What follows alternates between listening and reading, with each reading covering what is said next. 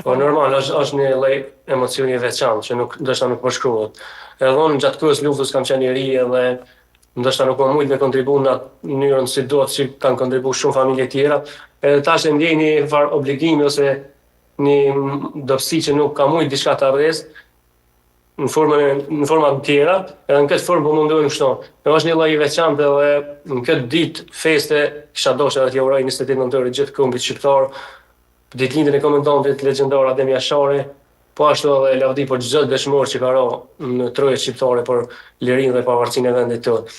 E është po nuk di si ta përshkruaj, është lloj emocioni i veçantë kur lun, domethënë, një melodi të këngëve për dëshmor ose këngë patriotike tjera. Po, dhe a ndjeni përgjegjës Azem që përmes artit tuaj, përmes melodive tuaja të mbani gjallë një farë forme kujtesën për luftën e UÇK-s?